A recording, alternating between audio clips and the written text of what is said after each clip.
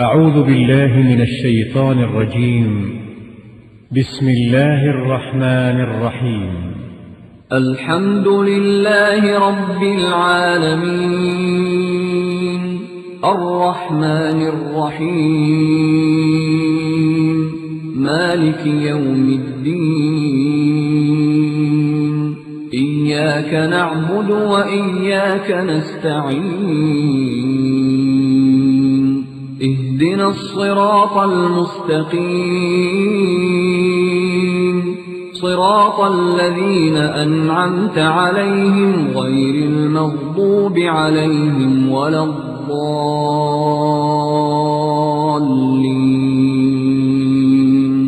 بسم الله الرحمن الرحيم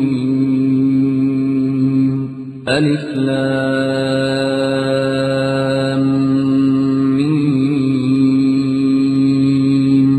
ذلك الكتاب لا ريب فيه هدى للمتقين الذين يؤمنون بالغيب ويقيمون الصلاة ومما رزقناهم ينفقون.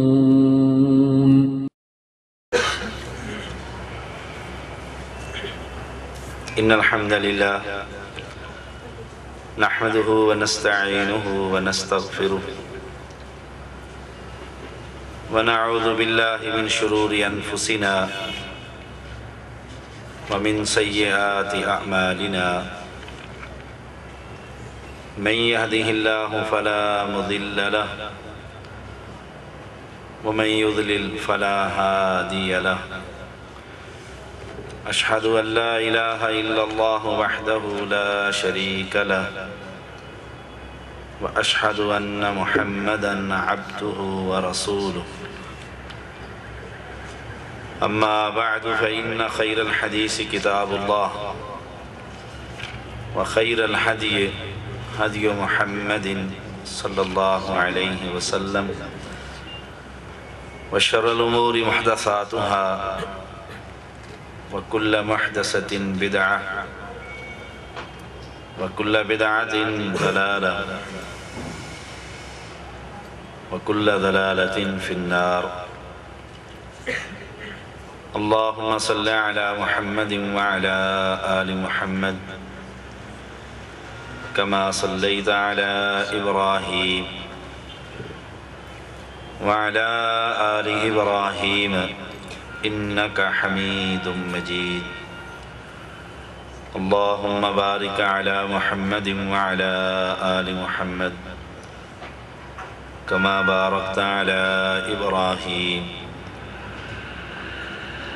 وعلى آل إبراهيم إنك حميد مجيد. فأعوذ بالله السميع العليم من الشيطان الرجيم. بسم الله الرحمن الرحيم. محمد رسول الله والذين معه أشداء على الكفار رحماء بينهم تراهم ركعا سجدا يبتغون فضلا من الله ورضوانا.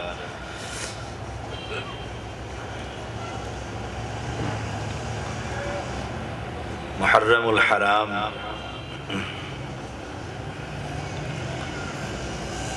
ہماری بدقسمتی کہہ لیجئے کہ مسلمانوں کے اسلامی سال کی ابتدا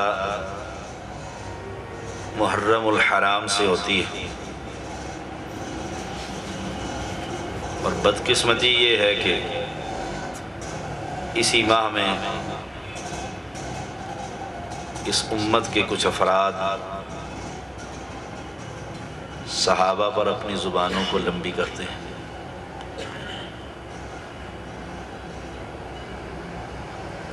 صحابی جس نے رسول اللہ صلی اللہ علیہ وسلم کو دیکھا، ان کی عظمت اور شان بہت بلند ہے. قرآن مجید اس کی گواہی دیتا ہے. کفار کے مقابلے میں وہ بڑے سخت، آپ اس میں بڑے رحم دل،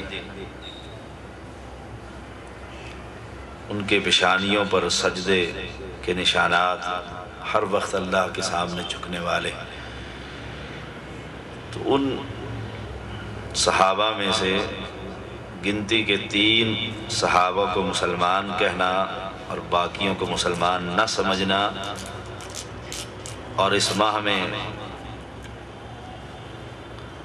پیغمبر علیہ السلام کے شاگردوں پر طعن کرنا، یہ بہت بڑا گناہ۔ رسول اللہ صلی اللہ علیہ وسلم کا فرمان ہے، ابو سعید خدری رضی اللہ تعالیٰ عنہ بیان کرتے ہیں کہ میرے صحابہ کو برا بھلا نہ کہو۔ وہ ابو بکر سے لے کر، کیونکہ صحابہ میں سب سے بڑی عظمت کے مالک ابو بکر صدیق رضی اللہ تعالیٰ عنہ، اور آخری صحابی تھا، کسی صحابی کو گالی مت دو، کسی پر طعن نہ کرو، آپس میں ان کی کسی بات پر ناراضگی کی وجہ سے جو کچھ ہوا، قرآن کہتا ہے رضی اللہ عنہم ورضوا عنہ، اللہ ان سے راضی ہے اور وہ اپنے رب سے راضی ہے۔ اولئک حزب اللہ، یہ اللہ تعالیٰ کی جماعت، یہ اللہ کی پارٹی ہے۔ ان اللہ اشتری من المؤمنین انفسهم واموالهم بان لهم الجنہ، قرآن مجید میں بڑے دلائل کہ یہ اول مہاجر اور یہ انصار، اللہ کے ہاں ان کا بڑا مقام ہے۔ ابو سعید خدری کہتے ہیں رضی اللہ تعالی عنہ کہ رسول اللہ صلی اللہ علیہ وسلم نے فرمایا میرے صحابہ کو گالیاں نہ دو، برا بھلا نہ کہو، ان کا اللہ کے ہاں اتنا مقام ہے، اتنا مقام ہے،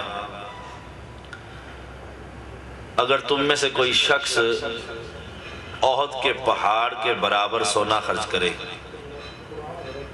اور اس کے مقابلے میں کوئی صحابی ایک مٹھی بھر یا آدھی مٹھی جو اللہ کے راستے میں خرچ کر دے، آپ دیکھیں کہ ایک طرف سونے کا پہاڑ اور دوسری طرف چند جو ہیں، چند کھجوریں ہیں، مٹھی بھر سامان ہے۔ رسول اللہ صلی اللہ علیہ وسلم نے فرمایا جو ثواب اللہ تعالی میرے صحابی کو دے گا اس مٹھی بھر یا آدھی مٹھی کے برابر، وہ ثواب سونے کا پہاڑ خرچ کرنے والا شخص ہے، اسے وہ ثواب نہ مل سکے۔ جیسے کہ حدیث میں آتا ہے، میں پچھلے دنوں پڑھ رہا تھا، رسول اللہ صلی اللہ علیہ وسلم نے جنگ تبوک کے موقع پر اعلان کیا، تو ایک صحابی نے 4 کلو کھجوریں جمع کی اور 2 کلو کھجوریں رسول اللہ صلی اللہ علیہ وسلم کے اعلان پر آپ کو دے دی۔ رسول اللہ صلی اللہ علیہ وسلم نے وہ کھجوریں لے کر جتنا مال جمع ہوا تھا اس سب کے اوپر بکھیر دی۔ اس صحابی کی کھجوریں بڑی تھوڑی تھی، اس کے مقابلے میں دوسرے صحابہ کا مال بہت زیادہ تھا۔ اس نے بتلایا اللہ کے پیغمبر میں ساری رات کھجوریں جمع کرتا رہا، ایک باغ میں پانی لگایا، اس کے بدلے میں یہ مزدوری ملی۔ اللہ کے ہاں اس مال کی تعداد نہیں دیکھی گئی بلکہ اس کی ساری رات کی محنت دیکھی گئی۔ صحابی کا بڑا مقام ہے۔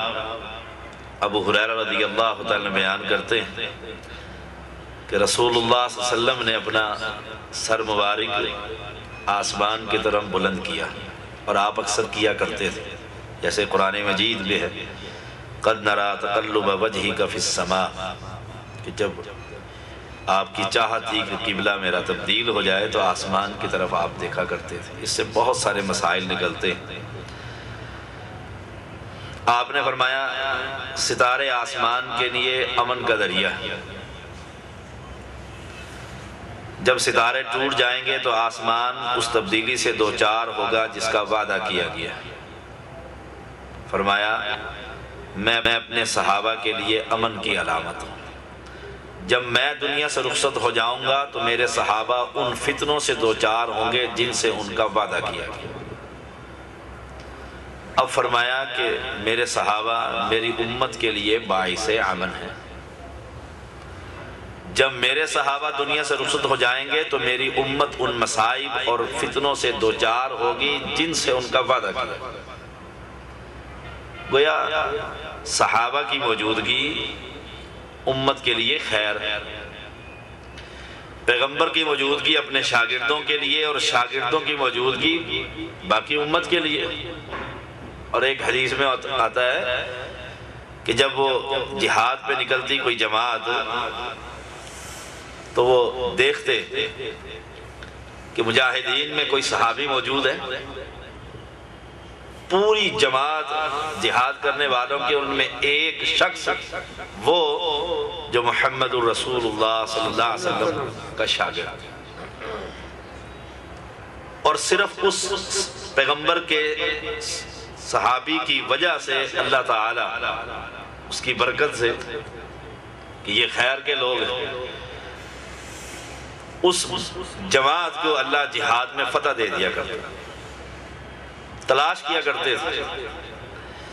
ایسے حدیث میں آتا ہے لوگوں پر ایک وقت آئے گا کہ لوگ جہاد کریں گے اور ان سے پوچھا جائے گا کیا تم میں کوئی کسی صحابی کا کوئی شاگرد ہے؟ صحابی تو ختم ہو گئے، فوت ہو گئے، ان کا کوئی شاگرد موجود ہے؟ تو کہا جائے گا ہاں موجود ہے، اللہ تعالیٰ اس کی وجہ سے اپنی رحمت سے انہیں فتح دے گا۔ پھر پوچھا جائے گا جہاد ہوگا، ایک وقت آئے گا، لمبی حدیث ہے، صحابی نہیں ہے، تابعی نہیں ہے، کوئی تابعی کا شاگرد موجود ہے جس نے اس کو دیکھا جس نے پیغمبر کے شاگرد کو دیکھا؟ ایسا ہی کوئی شخص موجود ہے؟ کہا جائے گا ہاں موجود ہے، اللہ تعالیٰ اس کی وجہ سے اپنی رحمت سے فتح نصیب۔ یعنی یہ جماعت اہل سنت کا اتفاق، کسی صحابی کو گالی نہیں دی جا سکتی۔ شاید اسی وجہ سے ان بھائیوں نے یہ پروگرام رکھا ہے،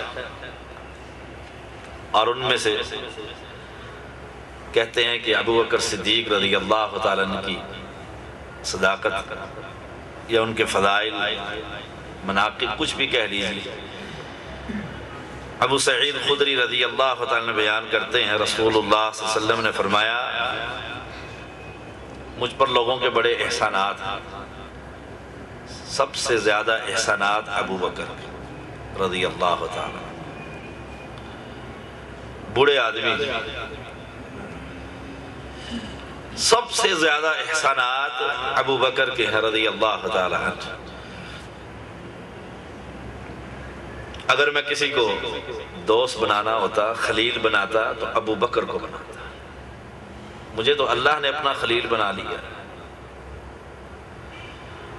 ابو بکر رضی اللہ تعالیٰ کے ایک واقعہ میرے استاد محترم بیان کیا کرتے تھے کہ جب لوگوں نے تنگ کیا دعوت کی وجہ سے، آپ نے ارادہ کیا کہ علاقہ ہی چھوڑ کر چلا جاؤں۔ ابن دغنا ایک شخص تھا کافر، اس نے آپ کو پناہ دے دی کہ آپ مکہ سے نہ جائیں، واپس آ جائیں۔ ابو بکر صدیق رضی اللہ تعالیٰ نے وہ ایک اس کافر کے گھر میں ایک جگہ نماز پڑھنے کے لیے بنا لی، مصلی بچھا لیا، وہاں بیٹھ کر قرآن مجید پڑھا کرتے تھے۔ جب اللہ سے رابطہ ہوتا تو آواز ویسے ہی بلند ہو جاتی ہے۔ رات کی تاریکی میں قرآن پڑھنا اور پھر ابو بکر کا پڑھنا رضی اللہ عنہ، پھر کفار کا سننا، آج ایک کل دو پرسوں تین، لوگ جمع ہونے لگ گئے۔ عورتیں آنے لگی، دعوت پھیلنے لگی، لوگ جمع ہو کر ابن دغنہ کے پاس آئے، کہا کہ تو مسلمان ہو گیا؟ کہا نہیں میں مسلمان میں تو نہیں ہوں۔ کہا اسے منع کر، ہمارے تو گھروں میں فساد پڑتا ہے کہ یہ قرآن نہ پڑھے۔ اب وہ سردار آدمی تھا، اس نے پناہ دی ہوئی تھی، اس نے آ کر ابو بکر کو کہا رضی اللہ تعالیٰ عنہ کہ قرآن پڑھو، میں نے پناہ دے رکھی ہے لیکن آہستہ پڑھو، اپنے حد تک دعوت کو۔ ابو بکر کہتے ہیں ابن دغنہ جب میں قرآن پڑھتا ہوں تو قرآن کا سرور مجھے خبر ہی نہیں ہوتی، میری آواز بلند ہو جاتی، میرا تو رب سے رابطہ ہو جاتا ہے۔ اگر تجھے اس قرآن کے اونچے پڑھنے سے تکلیف ہوتی ہے، یہ اپنی پناہ پکڑ، مجھے اللہ ہی کافی ہے۔ ابو بکر صدیق رضی اللہ عنہ کے تو واقعات احادیث میں بہت زیادہ ہیں۔ عائشہ صدیقہ رضی اللہ تعالیٰ بیان کرتی ہیں رسول اللہ صلی اللہ علیہ وسلم نے جس بیماری میں آپ فوت ہوئے اس میں کہا کہ ابو بکر اور عبد الرحمن کو بلا لاؤ۔ بلایا گیا اور کہا کہ میں تحریر لکھ دیتا ہوں کہ کسی کے دل میں کوئی کہ پیغمبر فوت ہوں گے تو شاید میرا نمبر لگ جائے گا۔ ابو بکر صدیق رضی اللہ تعالی عنہ آئے اور اللہ کے پیغمبر نے کیا فرمایا کہ اللہ مسلمان بلایا گیا اور کہا کہ میں تحریر لکھ دیتا ہوں کہ کسی کے دل میں کوئی کہ پیغمبر فوت ہوں گے تو شاید میرا نمبر لگ جائے گا۔ ابو بکر صدیق رضی اللہ تعالی عنہ آئے اور اللہ کے پیغمبر نے کیا فرمایا کہ اللہ مسلمان اور اس کا رسول ابو بکر کے علاوہ کسی اور کو قبول ہی نہیں کر سکتے، کسی بات پر تیار ہی نہیں ہوں گے کہ ابو بکر کے علاوہ کوئی اور مصلی پر کھڑا۔ صحیح بخاری میں فجر پر درس دیتا ہوں، اس میں ایک حدیث تھی کہ رسول اللہ صلی اللہ علیہ وسلم نے آئے اور ان سے پہلے ابو بکر صدیق رضی اللہ تعالی عنہ نماز پڑھا رہے تھے۔ بلال نے کہہ دیا، رسول اللہ صلی اللہ علیہ وسلم نہیں پہنچ پائے نماز پڑھانے، آپ نے نماز شروع کر دی۔ ابو بکر صدیق رضی اللہ تعالی نماز میں اتنے مشغول ہوتے انہیں کوئی پرواہ نہ ہوتی۔ جب اللہ کے پیغمبر آئے نماز کھڑی تھی، امام ابو بکر، لوگوں نے اس وقت تک مسئلہ یہ معلوم نہیں تھا کہ پیچھے سے سبحان اللہ کہنا چاہیے، ہاتھ پر ہاتھ مارا کہ ابو بکر کو خبر ہو۔ ابو بکر کا تو پتہ ہی کوئی نہیں رضی اللہ تعالی، وہ تو اپنے قرآن پڑھنے میں مصروف ہیں، خبر تو ہمیں ہوتی ہے کہ کتنی دکانوں کا حساب ہو گیا، سائٹ پر کون آ رہا ہے، کون جا رہا ہے، جوتی کس کی اٹھائی جا رہی ہے، ہمیں خبر ہوتی ہے، اپنی جوتی کی ہم خود پہرا دے رہے ہوتے ہیں۔ جب بہت شور ہوا تو ابو بکر متوجہ ہو، اتنا نماز میں مشغول۔ رسول اللہ صلی اللہ علیہ وسلم نے ہاتھ سے اشارہ کیا، ابو بکر پڑھا نماز۔ اللہ کیا عظمت ہے، کہا نماز پڑھاؤ۔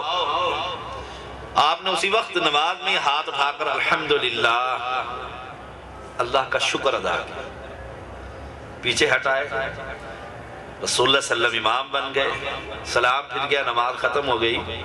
آپ نے پوچھا ابو بکر میں نے جو کہا تھا نماز پڑھا؟ کہا اللہ کے پیغمبر ابو قحافہ کے بیٹے کی یہ جرأت نہیں کہ نبی کے سامنے کھڑا ہو کر نبی کے امام بن۔ آج مسلمانوں کی بڑی جرأت ہے، نبی کی حدیث پر جو چاہے کرتے ہیں، پیغمبر کہہ رہے ہیں کھڑا رہو۔ اسی مرض الموت میں ایک اور حدیث آتی ہے،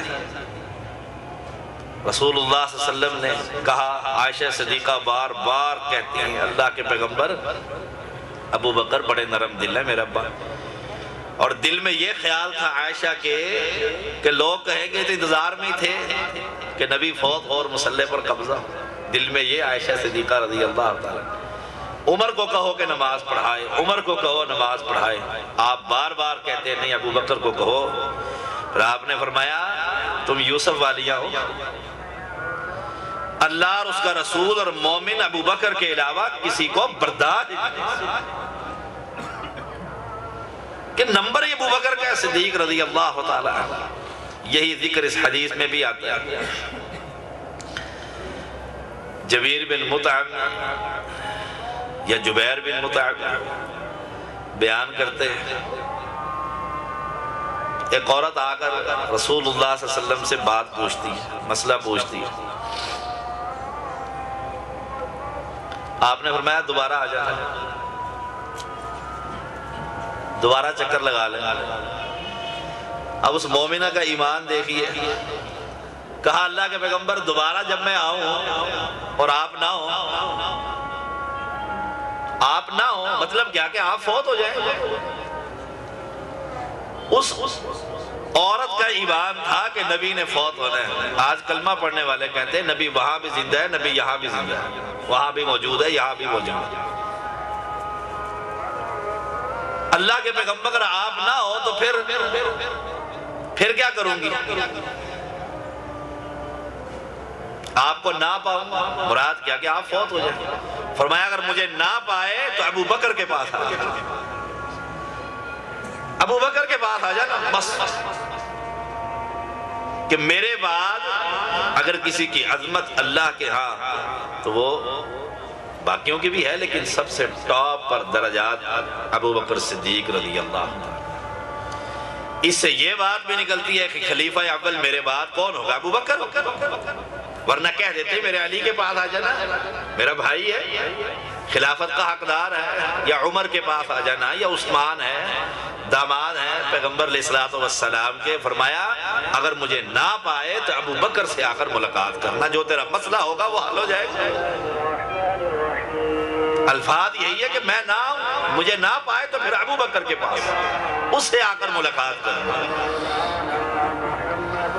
عمرو بن عاص رضی اللہ تعالیٰ بیان کرتے ہیں رسول اللہ صلی اللہ علیہ وسلم نے لشکر کا امیر بنا کر بھیجا. میں نے پوچھا اللہ کے پیغمبر آپ کو سب سے زیادہ محبوب کون ہے؟ کہا عائشہ صدیقہ رضی اللہ تعالیٰ. کہنے لگے مردوں میں؟ کہا عائشہ کا والد. اگر عورتوں کا سوال ذہن میں آیا تو عائشہ صدیقہ رضی اللہ تعالیٰ عنہ. اور ایک سوال باقاعدہ کر دیا گیا کہ مردوں میں کون محبوب ہے؟ کہا پھر عائشہ کا والد ابو بکر صدیق رضی اللہ تعالیٰ. پھر پوچھا پھر کون؟ کہا عمر. دل میں یہ تھا کہ شاید میرے بارے میں بھی کچھ کہہ دے. کہنے لگے میں خاموش ہو گیا ڈر سے کہ میرا نمبر ہی سب سے آخر میں نہ آ جائے. عورتوں میں محبوب ہے تو ابو بکر کی بیٹی، مردوں میں محبوب ہے تو اپنی بیوی عائشہ کا والد ابو بکر صدیق رضی اللہ تعالیٰ. ایک اور واقعہ حدیث میں آتا ہے صحیح بخاری میں. محمد بن حنفیہ بیان کرتے ہیں اپنے والد سے. والد کون ہیں؟ علی رضی اللہ تعالیٰ. یہ علی رضی اللہ تعالیٰ کے بیٹے ہیں. کہا اللہ کے پیغمبر کے بعد کون شخص سب سے بہتر ہے؟ سوال کس سے ہے؟ علی رضی اللہ تعالیٰ. اللہ کے پیغمبر کے بعد ٹاپ پر کون ہے؟ وہ کہنے لگے ابو بکر رضی اللہ تعالیٰ. ابو بکر. میں نے پوچھا پھر کون ہے؟ کہا عمر ہے. میں نے اس ڈر سے نہیں پوچھا تیسرا کہہ دیں گے عثمان ہے. اللہ میں نے اس ڈر سے سوال ہی نہیں کیا.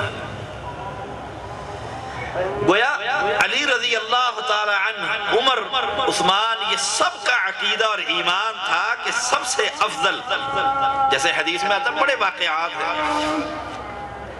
رسول اللہ صلی اللہ علیہ وسلم نے فرمایا اللہ نے ایک بندے کو اختیار دے دیا ہے رائے دنیا میں رہے یا آخرت. اللہ کے پاس چلا جائے. سارے لوگ مسکرا رہے ہیں، خوش ہیں، اور ابو بکر بیٹھے رو رہے ہیں. ایک شخص کہتا ہے اس بوڑھے کو دیکھو یہ رو رہا ہے، اس میں رونے والی کون سی بات ہے؟ وہ اسی وقت سمجھ گئے کہ اب محمد نے دنیا میں نہیں رہنا صلی اللہ علیہ وسلم، اس وقت سمجھ گئے۔ اور وہ صحابی کہتا ہے کہ جب اللہ کے پیغمبر فوت ہوئے تو ہمیں اس وقت خبر ہوئی کہ یہ کتنا فقیہ ہے ابو بکر۔ اسے تو جب ہی خبر ہو گئی جب پیغمبر نے کہا تھا کہ ایک شخص کو اللہ نے اختیار دے دیا ہے، وہ شخص کون تھا؟ محمد صلی اللہ علیہ وسلم۔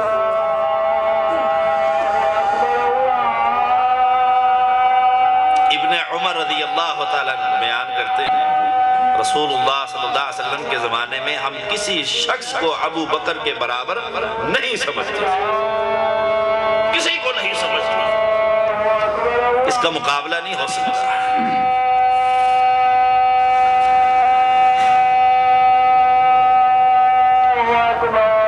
عمر رضی اللہ تعالیٰ بیان کرتے ہیں رسول اللہ صلی اللہ علیہ وسلم نے حکم دیا ہم صدقہ کریں۔ اس دوران میرے پاس کچھ مال آ گیا، میں نے دل میں خیال کیا کہ آج اگر ابو بکر سے نمبر لگا لوں مال دینے میں تو شاید سبقت لے جاؤں گا سارا ہی۔ اور یہ ہے بھی جنگ تبوک کا واقعہ تفصیل کے ساتھ۔ آئے صدقہ دیا، سب نے دیا، جس میں وہ 4 کلو کھجوروں کا بھی میں نے واقعہ بیان کیا۔ ابو بکر سے پوچھا رسول اللہ صلی اللہ علیہ وسلم نے کیا لے کر آئے؟ کہا اللہ کے پیغمبر جھاڑو ہی دے کے گھر کا صفائی کر کے سب کچھ لا کر دے۔ عمر سے پوچھا کیا لے کر آئے؟ کہا اللہ کے پیغمبر مال برابر کیا، جمع کیا، آدھا گھر چھوڑ آئے، آدھا لے آئے۔ جب ابو بکر کی یہ بات سنی تو عمر کہتے ہیں رضی اللہ تعالیٰ عنہ ابو بکر میں تجھ سے کبھی سبقت نہیں لے جا سکتا۔ بڑے واقعات حدیث میں آتا ہے رسول اللہ صلی اللہ علیہ وسلم نے پوچھا آج جنازے میں کون شامل ہوا ہے؟ صحابہ سب بیٹھے تھے، ابو بکر کہتے ہیں اللہ کے پیغمبر میں شامل ہوں۔ آج بیمار کی تیمارداری کس نے کی ہے؟ اللہ کے پیغمبر میں نے کی ہے۔ آج کسی مہمان کو کھانا کس نے کھلایا ہے؟ ابو بکر کہتے ہیں اللہ کے پیغمبر میں نے کھلایا۔ جو سوال ہوتا ہے اللہ کے پیغمبر غالباً 5 یا 7 سوال ہوئے، سب کے اندر سب سے پہلے کہنے والے ابو بکر کہتے ہیں اللہ کے پیغمبر میں نے کی ہے۔ ان کی شان اور عظمت ہے۔ اگر میں یہ سوال کروں آپ سب بھائیوں سے کہ ابو بکر تھے کون؟ حنفی تھے؟ یہ فضائل میں ذرا سن لیا کرو اور مولویوں سے پوچھ لیا کرو، سارے مسلک کے لوگ ابو بکر کی فضیلت پر متفق۔ ان سے پوچھو ابو بکر تھے کون؟ حنفی تھے؟ حالانکہ میرا موضوع نہیں، صرف میں ایک نقطہ بیان کرتا ہوں۔ یہ بھی پوچھو کہ ابو بکر تھے کون؟ چشتی تھے یا صابری تھے؟ کلندری تھے یا سور وردی تھے؟ کون تھے؟ اگر دل یہ کہے، عقل یہ کہے، نقل یہ کہے کہ وہ تو محمد رسول اللہ صلی اللہ علیہ وسلم کے متبع تھے، ان جیسا اتباع کرنے والا خال ہی کہیں نظر آئے گا۔ ان کے نقش قدم پر اللہ ہمیں بھی چلائے اور اس گندی نسبتوں سے اللہ ہمیں ہٹا کر پیغمبر کی نسبت کے ساتھ اپنی نسبت جوڑنے کی توفیق عطا فرمائے۔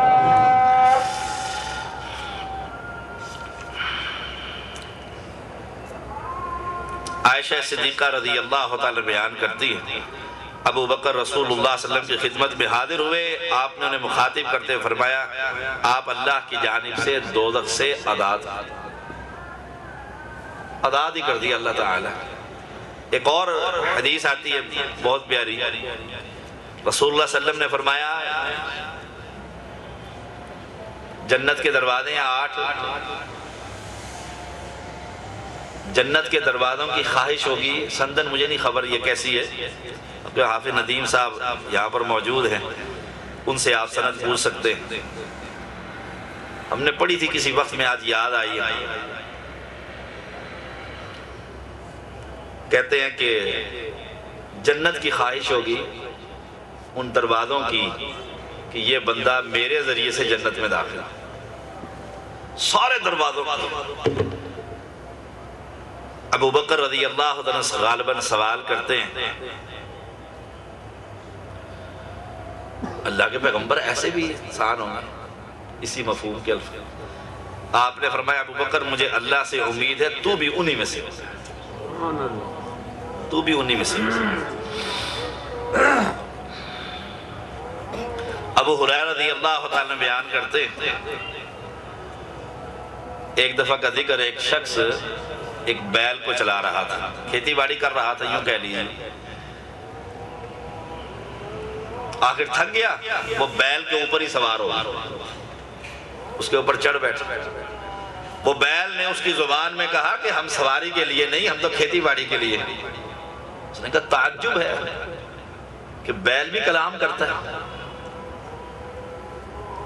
اب پیغمبر فرما رہے ہیں، بخاری اور مسلم کی حدیث، تعجب ہے کہ بیل بھی کلام کرتا ہے۔ ساتھ پیغمبر کہتے ہیں ابو بکر وہاں پر نہیں، اور اس پر کہ بیل کلام کرتا ہے ابو بکر کا بھی ایمان ہے، عمر کا بھی ایمان ہے۔ ابو بکر موجود نہیں، اور یہ تو کتنے ہی واقعات ہیں کہ رسول اللہ صلی اللہ علیہ وسلم جا رہے ہیں، دائیں طرف ابو بکر ہے، بائیں طرف عمر ہے، پہاڑ کو کہتے ہیں ٹھہر جا، تیرے اوپر ایک صدیق ہے، ایک شہید ہے، اور بہت سی احادیث۔ ایک بھیڑیے نے ایک بکری پر حملہ کیا، وہ چرواہے نے وہ بکری چھڑوا لی۔ وہ بھیڑیا اس کی زبان میں کہتا ہے کہ اس دن جب میں ہی ان کا چرواہا ہوں گا تو کون چھڑوائے گا؟ وہ تعجب کرتا ہے کہ بھیڑیا کلام کرتا ہے۔ پیغمبر نے یہ بات سنا کر کہا اس پر میرا بھی ایمان، ابو بکر کا بھی، حالانکہ ابو بکر موجود نہیں رضی اللہ تعالی۔ اور ایک اور اسی سے متعلق ایک حدیث ہے کہ بھیڑیے نے وہ بکری قابو کر لی، چرواہے نے چھڑوا لی، وہ سامنے جا کر بیٹھ گئے، اور غالباً صحیح مسلم میں آتی ہے۔ اس نے کہا کہ اللہ نے مجھے رزق دیا تھا، اے چرواہے تو نے مجھ سے رزق چھین لیا۔ گویا بھیڑیا مشرک نہیں تھا کہ کہتا تھا خواجہ نہ دے گا تو کون دے گا، مواحد تھا۔ اس نے کہا اللہ نے رزق دیا تھا۔ آج تو ہر پاگل رزاق بنا پھرتا ہے ان لوگوں کا۔ اس نے کہا تعجب ہے، بھیڑیا کلام کرتا ہے، باتیں کرتا ہے۔ اس نے کہا تعجب تو اس پر ہے کہ دو پہاڑیوں کی وادی میں ایک شخص، اس کا نام محمد ہے، اس نے نبوت کا اعلان کر دیا۔ وہ یہودی وہاں سے چلا، محمد صلی اللہ علیہ وسلم کے پاس پہنچا، واقعہ سنایا اور کلمہ پڑھ کر مسلمان ہوا۔ وہ کون تھا؟ محمدی تھا، جیسے آج ہم محمدی۔ اسی دعوت کو قبول کیجئے، اسی دعوت پر لبیک کہیے۔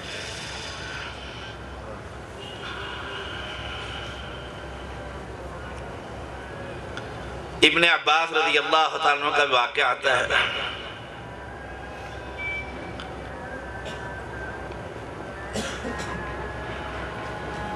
ایک حدیث ہے اور صحیح ہے، اور میں آخری بات کرتا ہوں، اس کے بعد بہت ساری حدیثیں، کیونکہ ایک شیخ ہمارے استاد وقاص بھائی کے موجود ہیں، وہ ان کا درس کروا لیتے ہیں۔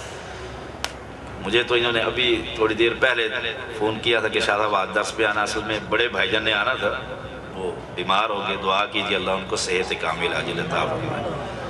حذیفہ رضی اللہ تعالیٰ بیان کرتے ہیں رسول اللہ صلی اللہ علیہ وسلم نے فرمایا میں نہیں جانتا میں کتنا عرصہ زندہ رہوں، نہیں خبر کب فوت ہو جاؤں گا، میرے بعد دو آدمیوں کے پیچھے چل پڑنا، ایک ابو بکر اور ایک عمر۔ نہ ابو بکر حنفی تھا، نہ عمر حنفی تھا، نہ وہ سورورتی تھے، نہ وہ چشتی تھے۔ ابو بکر کون تھے؟ ادھر اللہ کے پیغمبر کی حدیث سنتے تھے، ادھر گردن جھکا دیتے تھے۔ عمر کون تھے؟ ادھر پیغمبر کا فرمان سنتے تھے، ادھر گردن جھکا دیتے تھے۔ اللہ آپ کو اور پہلے مجھے پیغمبر کی خالص اتباع اور صحابہ کی محبت نصیب فرمائے۔ وآخر دعوانا ان الحمدللہ رب العالمین۔